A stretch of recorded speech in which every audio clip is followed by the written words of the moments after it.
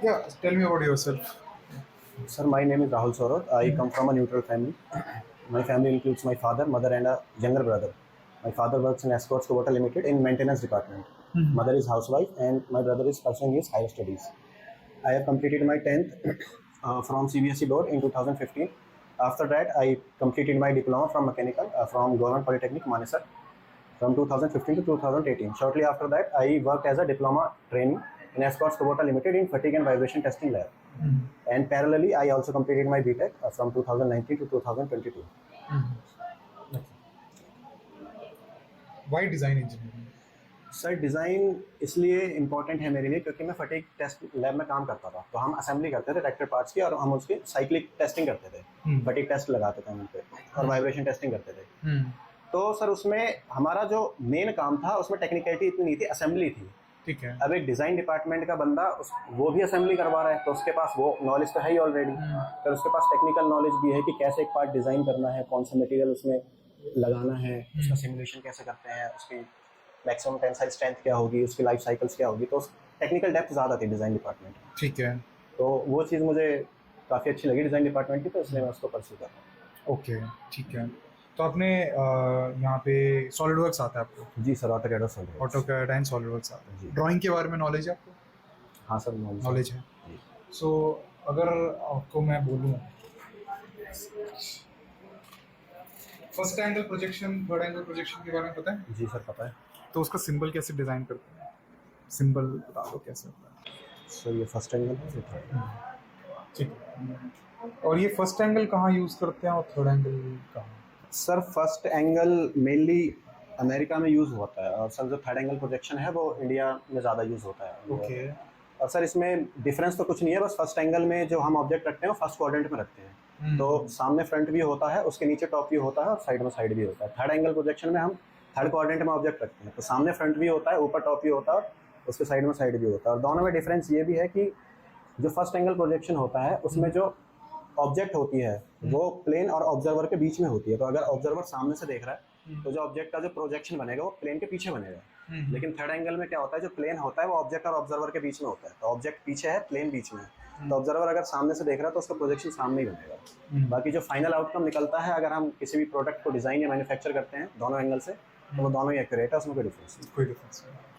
ठीक है। सो आपने कभी फैक्टर ऑफ सेफ्टी के बारे में पढ़ा? जी सर, फैक्टर ऑफ सेफ्टी के बारे में पढ़ा। होता क्या?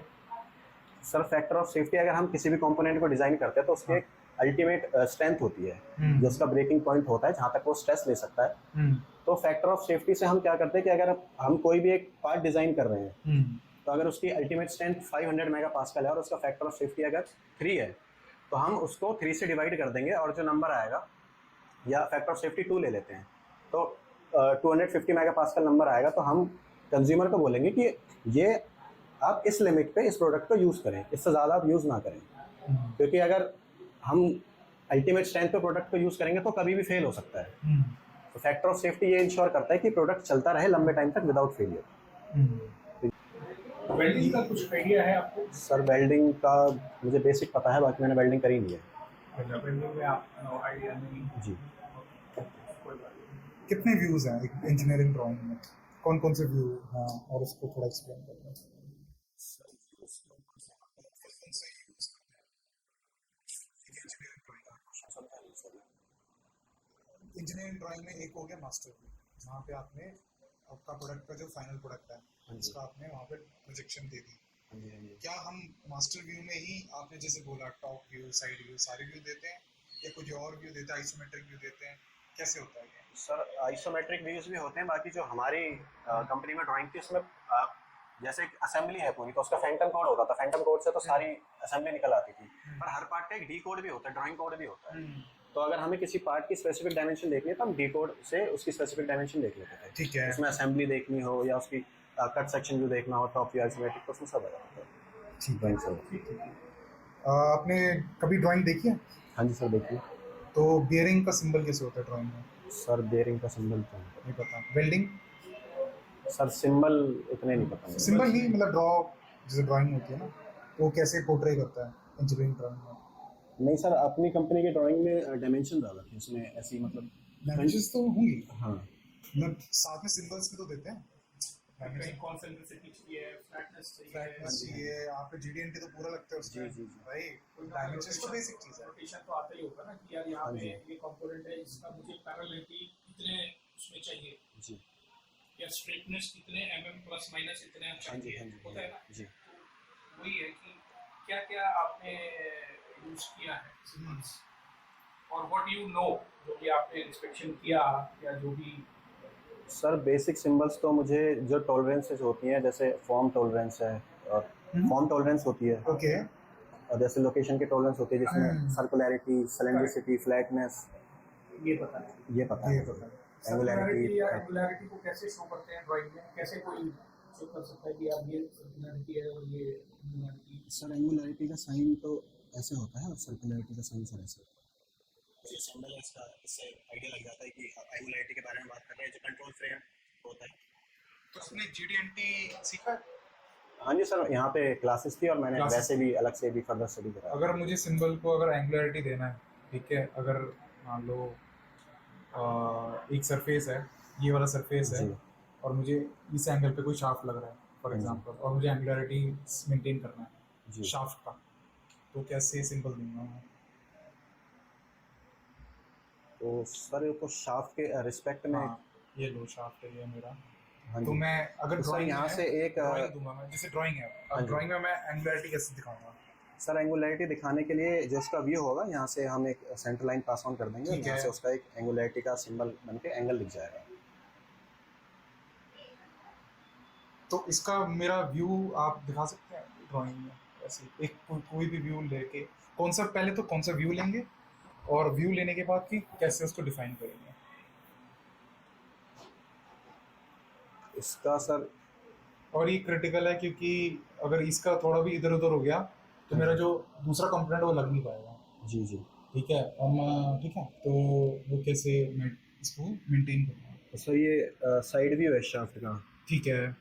तो यहाँ पे अगर हमें एंगुलैरिटी चाहिए तो जनरली तो हम यहाँ से एंगुलैरिटी का सिंबल आ जाता है, जैसे नहीं, इसको आप मुझे एक इसको मान लो ये प्लेन सरफेस है, जी ठीक है, और इसके ऊपर मैं एक शाफ्ट ऐसे फिट कर रहा हूँ, ठीक है तो आप as a actual plane surface आप यही विड्थ ले लो, ये विड्थ ले लो, जी। ठीक है, और इसका ले लो डायमीटर कुछ 10 सेंटीमीटर कुछ भी ले लो, ठीक है, 10 सेंटीमीटर ले लो ठीक है। डायमीटर। अगर मुझे उसको ड्रॉ करना है आपके मतलब ड्राइंग में, है ना, कैड में जी दिखाना जी। है, और मुझे एंगुलरिटी मेंटेन करना है, तो उसका कैसे आप उसको एंगुलरिटी मतलब सिंबल के साथ मुझे वो दिखाते हैं? सर ये तो प्लेन हो गया, शाफ्ट होगी, इसका यहाँ हाँ। से डायमीटर 10 mm हो जाएगा ठीक है, इस तरीके और से। सिंबल कैसे होगा डायमीटर का?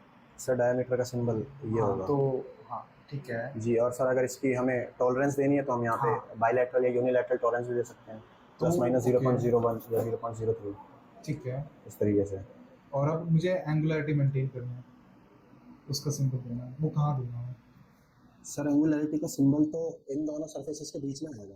आएगा, बट मुझे कहीं से तो मेंटेन करना है, किसी एक फिक्स पोजीशन से मेंटेन करना है। इस पोजीशन से मेंटेन होगा सर, तो एक जो ये फिक्स सरफेस है उस फिक्स सरफेस से एंगुलरिटी की पोजीशन मेंटेन होगी। और उसको सिंबल कैसे डिफाइन करेंगे? सर ये एंगुलरिटी का सिंबल है, जो एंगल होगा अगर 45 डिग्री है तो इसमें हम टॉलरेंस लगा देंगे प्लस माइनस 0.2। ऐसे होता है एंगुलरिटी मेंटेन ड्राइंग्स में। ये मतलब बेसिक ठीक है, आइडिया। तो ठीक है, ऐसे होता है। हिंदी प्रोसेस। ठीक है, ठीक है,